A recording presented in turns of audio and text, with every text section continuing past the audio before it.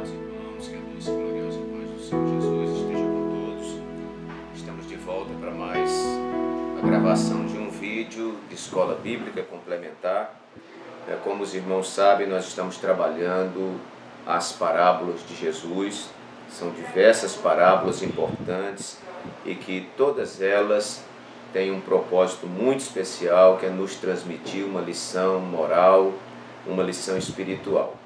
Jesus tinha muitos ensinos maravilhosos a passar para o seu povo e para aqueles que tinham um coração receptivo à sua palavra.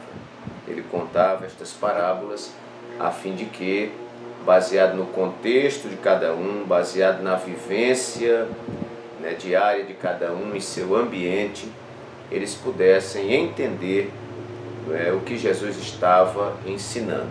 Então, neste ponto, a parábola tinha um propósito de clarear a mensagem que Jesus estava transmitindo.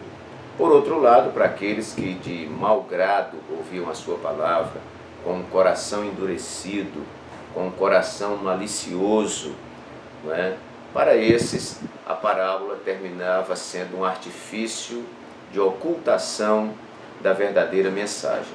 Muito bem, queridos, a lição de hoje é a lição número 8, de 25 de novembro de 2018, cujo título é Encontrando o Nosso Próximo. Encontrando o Nosso Próximo. O nosso textuário diz assim: e que amá-lo de todo o coração e de todo o entendimento e de toda a alma e de todas as forças e amar o próximo como a si mesmo é mais do que todos os holocaustos e sacrifícios, conforme Marcos capítulo 12, versículo 33. A verdade prática nos diz: amar ao próximo inclui amar até mesmo aqueles que nos aborrecem, pois encontramos em Deus o maior exemplo de que tal amor é possível.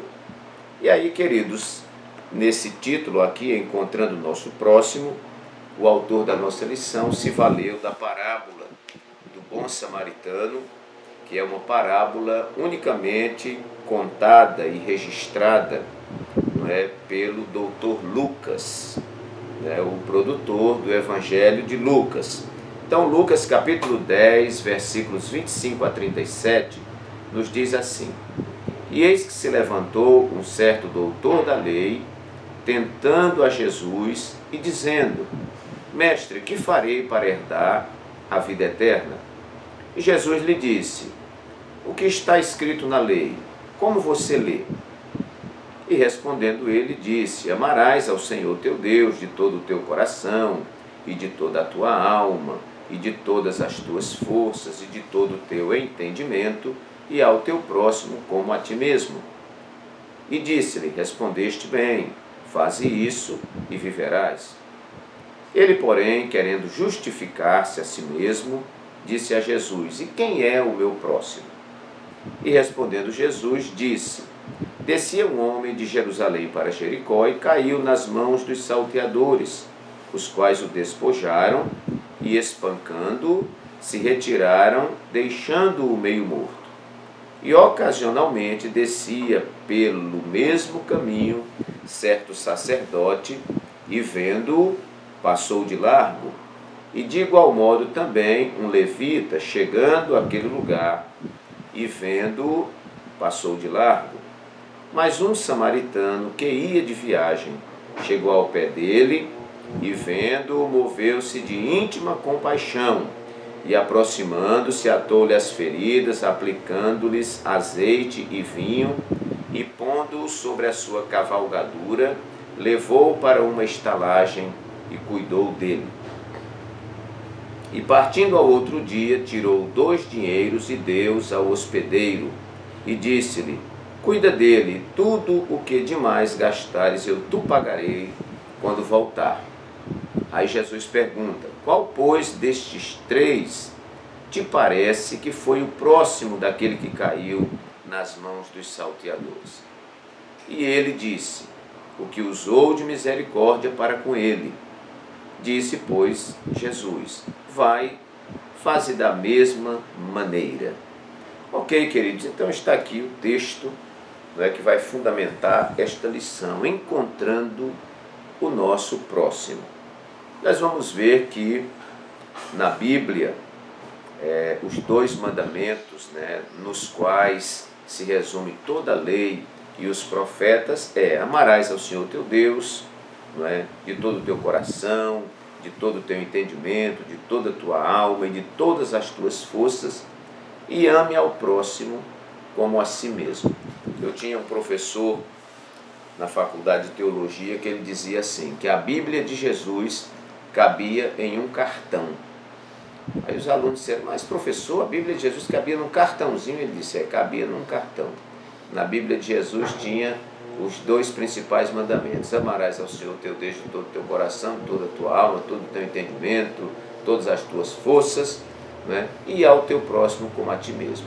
Todas as ações de Jesus, todos os milagres que Jesus operou, todas as recomendações de Jesus, todos os princípios que regiam e que regem o reino de Deus, eles passam por esses dois mandamentos. Ora, alguém diz, mas e o mandamento não matarás? Se você ama o seu próximo, você não vai matar. Não cobiçarás a mulher do teu próximo, nem aquilo que o teu próximo tem. Se você amar o seu próximo, você não vai cobiçar. Não roubarás. Quem ama o seu próximo não vai roubar o seu próximo. E assim sucessivamente. Sendo que nós sabemos que não é possível você atingir esse nível de amor ao próximo sem que primeiro você atinja o nível de amar a Deus sobre todas as coisas. Então, a síntese da lei e dos profetas estava nesses dois mandamentos.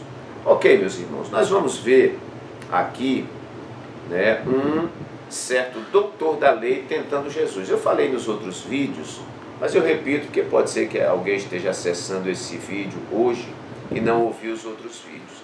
Então, nós falamos que Jesus era geralmente acompanhado por 4 públicos. O primeiro público era o público dos curiosos, aqueles que iam para ver o que Jesus ia fazer. Será que ele vai curar hoje? Será que ele vai expulsar um demônio? É verdade que ele dá vista aos cegos? Então, a turma dos curiosos, que sempre existiu no passado, existe hoje e existirá sempre. O segundo público, que eu creio que é onde se enquadra esse doutor da lei, era o grupo dos espiões, o grupo daqueles que iam observar se Jesus cometia algum pecado contra Roma, contra César, contra os governadores ali da Judéia, da Galiléia. Iam observar se Jesus proferia alguma palavra contra o Sinédrio, contra os líderes da religião, ou se Jesus falaria alguma coisa, desabonaria a conduta e os ensinos de Moisés. E esse público ficava prestando atenção. Muitas vezes eles se decepcionavam, porque Jesus ele tinha uma palavra santa, uma palavra pura. A Bíblia diz que ele não falava como os fariseus, mas ele falava com autoridade. Certa vez mandaram uns soldados prender Jesus, e os soldados ficaram prestando atenção ao discurso de Jesus, para depois que ele terminasse prendê-lo, e muito pelo contrário, depois que Jesus terminou o discurso, eles voltaram e disseram para aquela liderança religiosa, olha, nós nunca ouvimos ninguém falar como este homem fala. Então, era o público dos espiões. Como eles não logravam êxito na sua expectativa, então eles muitas vezes lançavam setas, lançavam perguntas, como por exemplo, é justo dar o tributo a César? Quer dizer, se Jesus dissesse que não, já ia arranjar encrenca com o governo romano. Outras vezes trouxeram uma mulher apanhada em adultério e disseram, Senhor, esta mulher foi apanhada no próprio ato adulterando. Na lei de Moisés está ordenado que as tais sejam apedrejadas. E tu o que dizes? Queriam pegar Jesus em contradição com a lei. Então, meus amados, era o público dos espiões. Primeiro público, o público dos curiosos. Segundo, dos espiões. Terceiro, o público dos interesseiros, que sempre teve, existe hoje e sempre haverá. São aqueles que estão preocupados em receber alguma coisa de Deus. Eles não querem compromisso com o Deus da bênção, mas eles querem a bênção de Deus, né? Então, eram os interesseiros. E, por último, o grupo dos necessitados. Então, se aproximou de Jesus esse doutor da lei, tentando, veja bem, e dizendo: mestre, que farei para herdar para herdar a vida eterna?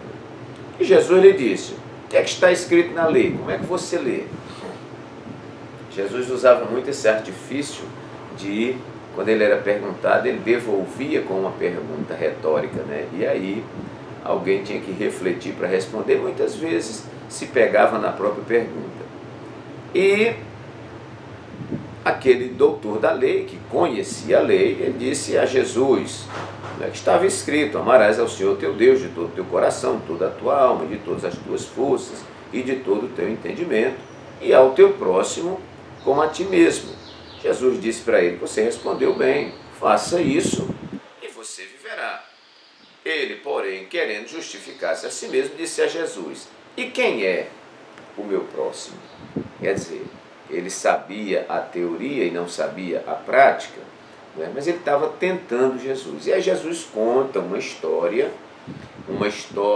que é bom que se frise, irmãos, que essa história que Jesus conta, ela impacta os judeus, né? Ela, de certa forma, é vista pelos judeus como uma afronta, porque Jesus conta a história de um homem que descia de Jerusalém para Jericó. Não tem nome esse homem, e no meio do caminho ele é abordado por salteadores, ladrões, ele é espancado, fica quase morto lá no chão, e ocasionalmente passa por aquele mesmo caminho um sacerdote que era, não é, o top da religião, era aquele que conduzia a cerimônia, o rito sagrado, né, que ensinava a lei, que fazia julgamentos, né? E esse homem, vendo aquele homem caído, ele passa de largo, ele passa indiferentemente. E depois Jesus diz que passa também um levita, não é? Tanto o sacerdote como o levita, não é? São todos, claro, da mesma tribo de Levi, né? E eram pessoas ligadas ao templo, ligadas à religião e tudo mais. O levita também passa de largo. Aí Jesus diz que um samaritano, olha, irmãos, o samaritano, ele era visto como imundo, era visto como uma raça mista, né? Então, eles eram rejeitados pelo povo judeu, não eram bem vistos, né? Todos nós sabemos a história, né, que quando o reino do norte foi levado para a Síria, né, e desocuparam a terra, então o rei lá da Síria, né, o imperador lá, manda povos para povoarem aquela terra onde o reino do norte estava, ali especificamente de Samaria. Aí depois as feras começam a devorar pessoas, e aí eles entram no entendimento de que está faltando ali alguém que represente o Deus daquelas terras, etc. Estou parafraseando aqui. Aí manda um sacerdote para lá, o sacerdote vai ensinar, mas o povo absorve as suas religiões, e lá fica aquele culto misto, não é?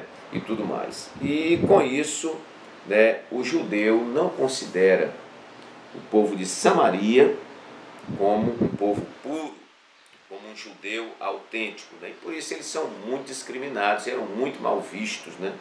E Jesus usa justamente essa figura. Jesus era mestre em impactar, mestre em confrontar, né? E aí ele conta, né, que esse samaritano, veja só, irmãos, que ia de viagem, ele tinha um compromisso, chegou ao pé daquele homem, vendo, moveu-se de íntima compaixão, não é? Sem ter íntima compaixão você não pode fazer nada, e aproximando-se, cuidou das suas feridas, aplicou azeite e vinho, depois colocou aquele moribundo sobre a sua cavalgadura, levou ele para uma hospedagem ou uma estalagem, cuidou dele, e no outro dia seguiu viagem, tirou 2 dinheiros e deu ao hospedeiro, e disse-lhe: cuida dele, e tudo o que demais gastares eu te pagarei quando voltar. Jesus pergunta: qual, pois, destes 3 te parece que foi o próximo? O sacerdote, o levita ou o samaritano? Agora veja como é que o mestre da lei vai dizer o samaritano. Ele nem fala o samaritano. Ele diz assim, o que usou de misericórdia.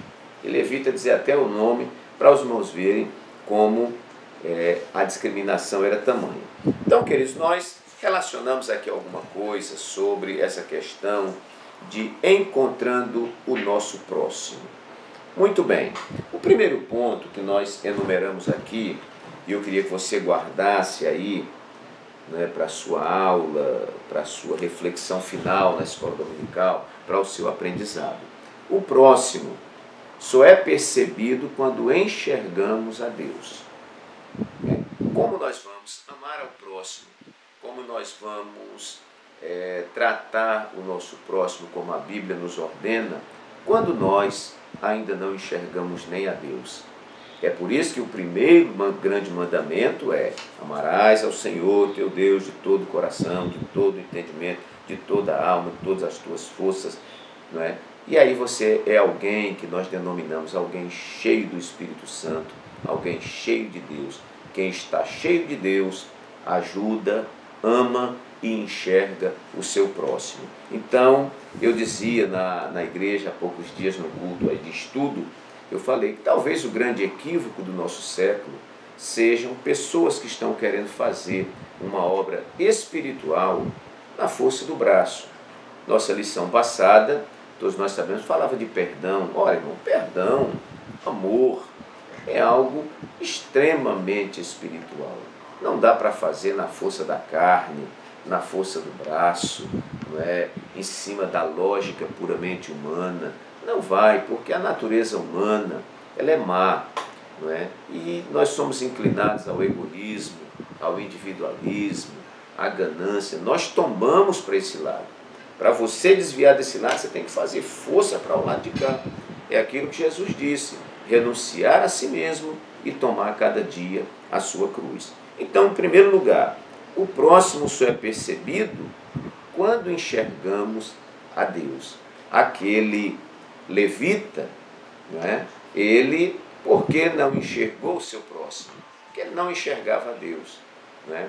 O sacerdote não enxergou aquele próximo, não é? Aquele samaritano, porque não enxergava a Deus. Até porque quem enxerga a Deus, quem concebe Deus de maneira apropriada, de maneira correta, de maneira realmente espiritual, ele não discrimina ninguém. Podia ser um samaritano, podia ser um publicano pecador, podia ser uma prostituta, podia ser o que fosse, não é? Ele iria ajudar, porque quem percebe Deus, quem enxerga a Deus, percebe o seu próximo. Agora, muitas vezes alguém quer realizar uma obra espiritual sem Deus, quer realizar uma obra espiritual sem o Espírito Santo. Sem o Espírito Santo, sem Deus, você não lê Bíblia. Sem o Espírito Santo, sem Deus, você não ora. Sem o Espírito Santo, sem Deus, você não tem vontade de ir para a casa de Deus. Sem o Espírito Santo, sem Deus, você não tem vontade de evangelizar. Ou seja, a obra espiritual só é feita por aquele que está envolvido espiritualmente, que está cheio do Espírito Santo.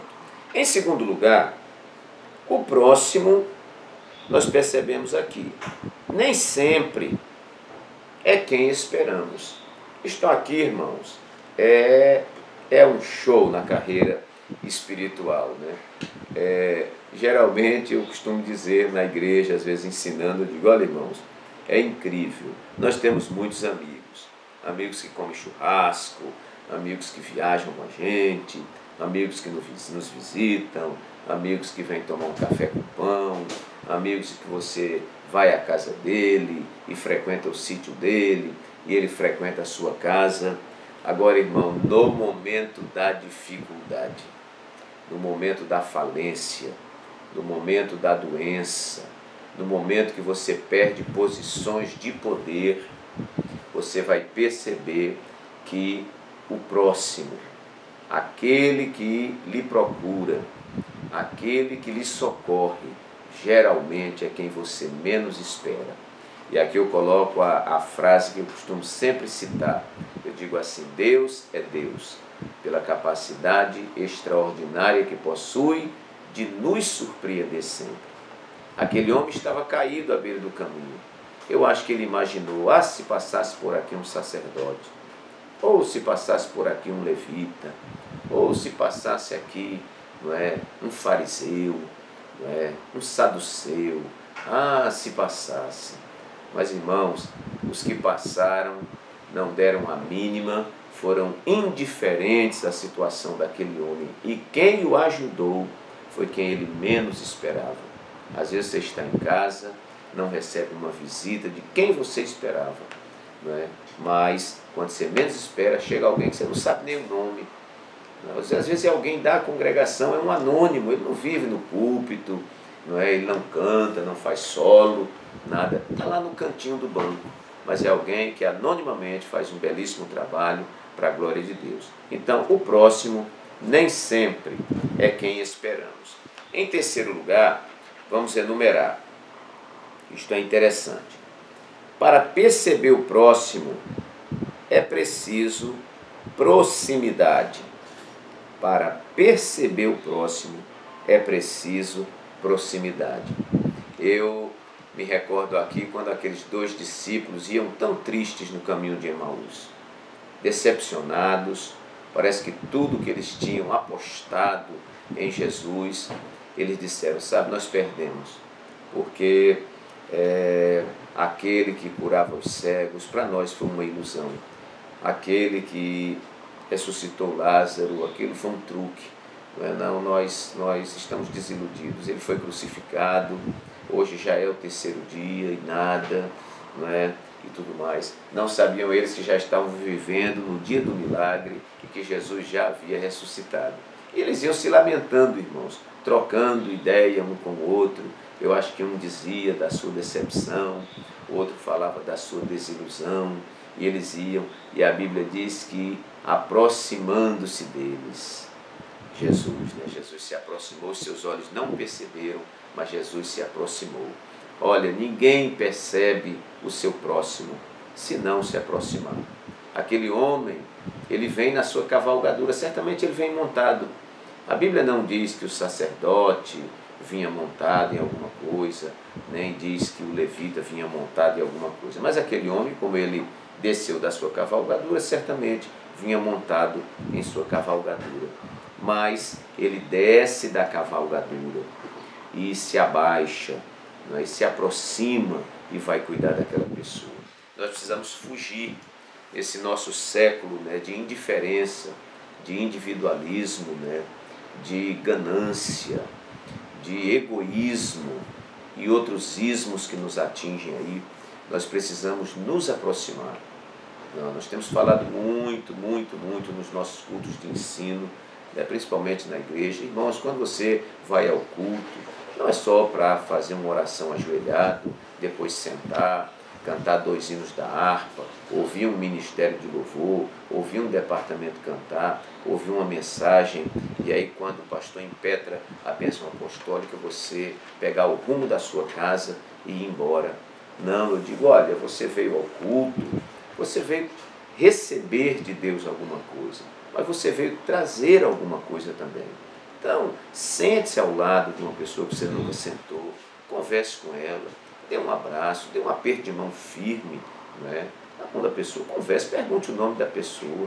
Às vezes eu estou no culto, vocês perguntam a um obreiro, digo, obreiro, aquela irmã, então, como é que é o nome dela? Pastor, sabe que eu não sei. Pergunto para o outro obreiro, qual é o nome daquele irmão ali e tal. Pastor, já estou aqui há tantos anos, ainda não sei o nome daquele irmão. Irmãos, isso é uma falha nossa. É uma falha nossa. Nós precisamos nos aproximar das pessoas. Ninguém vê as feridas, ninguém vê os arranhões, se nós não nos aproximarmos. Então, para perceber o próximo, é preciso proximidade. É um ponto que eu gostaria que você também trabalhasse, que você explorasse. Em quarto lugar, vamos também enumerar um ponto aqui muito interessante, que é, eu só encontro o próximo quando estou pronto ao sacrifício. Uma coisa que eu sempre achei interessante nesta parábola é que aquele homem, que a Bíblia nem menciona o nome, é um anônimo, um samaritano, ele desce da sua cavalgadura, né, coloca o moribundo sobre a sua cavalgadura e ele vai puxando a rédea. Então, ele vai andando e o moribundo vai em cima. Então, irmãos, quanto tempo de viagem ele levou levando aquele moribundo? Quantos quilômetros, quantas léguas, né, como nós dizemos aqui no Nordeste, né? Que distância ele levou? A Bíblia não menciona, né? Mas pela disposição que nós vemos nele, né, alguém que parou, que desceu, gastou lá do seu azeite, né, e coloca a pessoa em cima, leva até uma estalagem, eu sei lá onde é que está essa estalagem, e lá deixa, e cuida dele ainda, e depois prossegue a viagem, mas paga, e diz, olha, se você gastar mais aí com os curativos e tudo, quando eu voltar, eu pago mais. Nós vemos aqui, irmãos, sacrifício. E quando nós falamos em sacrifício, o público diminui. Para levar vantagem, para receber benefício, não é? Para ser promovido. Aí, irmão, está tendo competição, né? Estão dando cabeçada um no outro, está tendo briga. Né? Agora, se submeter ao sacrifício, né? Se submeter ao sacrifício não é fácil. Mas quem não está pronto ao sacrifício nunca vai encontrar o seu próximo. Nunca vai encontrar. Talvez aquele levita fosse bom para ir comer lá, né, na casa de alguém. Talvez aquele sacerdote fosse bom para participar de uma confraternização e alguém via ele no meio da multidão e dizia, olha como ele é, não é? Uma pessoa atenciosa com a multidão e tudo mais. Mas falou em sacrifício. Aí as pessoas, não é? Porque as nossas contendas, as nossas brigas, as nossas dissensões no seio da comunidade religiosa nunca estão associadas a serviço, não é? A sacrifício. Não, até porque os que se dispõem ao sacrifício é um grupo muito pequeno. Né? Muitos são chamados, Jesus disse, mas poucos são escolhidos. Poucos são aqueles que se submetem ao sacrifício, ao trabalho, né, ao rigor da labuta, né? Poucos. Então eu só encontro o próximo quando estou pronto ao sacrifício. E toda ação, né, ela fala de certa forma de sacrifício. Também, quinto lugar, eu queria que você enumerasse aí, que nós vamos perceber isso na parábola, além do sacrifício, ou você pode colocar como um braço dessa questão do sacrifício, é que eu só encontro o próximo quando estou pronto à doação. Doação é outra dificuldade, porque geralmente nós pensamos que quando estamos doando, nós estamos perdendo. Quando eu estou doando, será que vai faltar para mim? Quando eu estou doando, eu vou fazer as contas para ver o meu prejuízo e tudo mais. Principalmente, irmãos, a nossa sociedade aí não é dominada, né, pelo mero capitalismo, vamos chamar assim. Nós somos de um país capitalista, né, mas isso tem nos levado ao consumismo, né, à valorização extrema do vil metal, né, do ouro e o amor às riquezas e etc. Isso tem nos feito assim pouco generosos, né?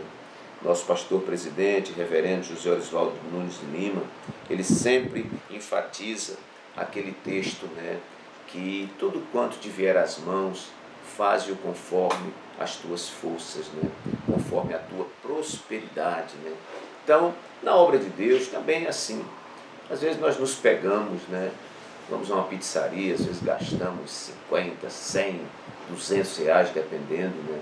Vai comer uma macarronada, é 120, vai comer um hambúrguer, deixa 30, 40, né? E às vezes vamos ofertar, né? Eu digo quando temos condição, e às vezes entregamos a menor nota que existe, R$2, a menor, a pior nota, né?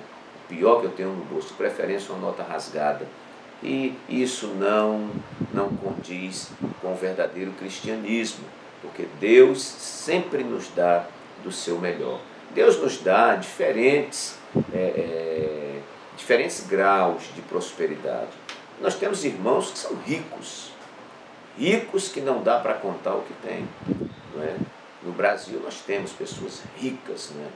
E que muitas vezes não são generosas com a obra de Deus. Se você for pegar proporcionalmente a riqueza daquela pessoa com o que ela oferta para missões, com o que ela oferta na casa de Deus, e pega ali um funcionário público, né, quanto ele oferta, e você pega uma irmãzinha lavadeira de roupa, né, um irmão, muitas vezes, que trabalha como servente de pedreiro, né, uma profissão nobre, né, profissões nobres, mas que ganha pouco, infelizmente, né?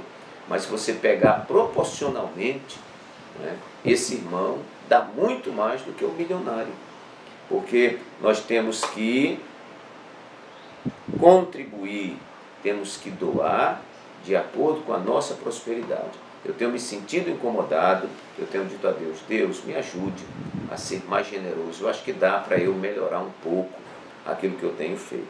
Então isso é doação. Nós vemos que aquele samaritano, irmãos, quando ele vai cuidar daquele homem, vamos ver aqui no texto, né? Ele atou-lhe as feridas, aplicando-lhes azeite. Olha o gasto, gastando o seu azeite e vinho. Isso aqui, irmãos, ele estava levando na sua viagem. Ele precisa disso aqui. Não é? E depois colocou ele sobre a sua cavalgadura, está gastando o animal também. Não é? E depois colocou ele lá na estalagem, deu mais 2 dinheiros, né? 2 dinheiros, não sei o valor equivalente a quanto, não é? Mas certamente 2 diárias, né? Ali naquela pousada. E ele disse que o cidadão podia gastar. Olha, gaste nele aí, cuide dele. Quando eu voltar, né? Quando eu voltar, eu te pagarei. Essa pessoa está ou não está pronta a doar? Está pronta a doar.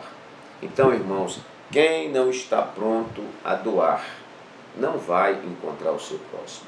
Pessoas que vivem só de receber, porque nós temos muita gente interesseira na nossa sociedade. Pessoas que se aproximam de você porque você tem uma casa boa, pessoas que se aproximam de você porque você tem uma churrasqueira, pessoas que se aproximam de você porque você tem uma casa de praia, você tem um sítio, pessoas que se aproximam de você porque você tem status, tem posição de poder e pode favorecê-lo. Mas logo que você perde essas coisas, essas pessoas desaparecem, né?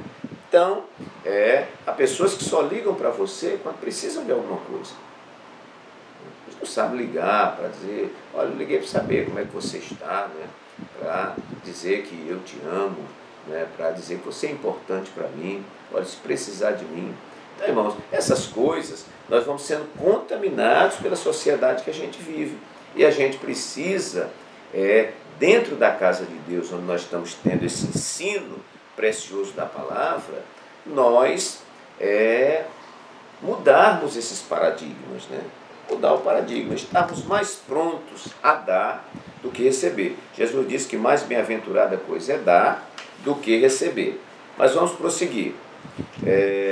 Aqui, 6º lugar, eu enumerei aqui, só encontro o meu próximo quando estou livre das discriminações. Quem é o meu próximo? Pelo que Jesus mostra nessa parábola, é qualquer pessoa que necessite de mim.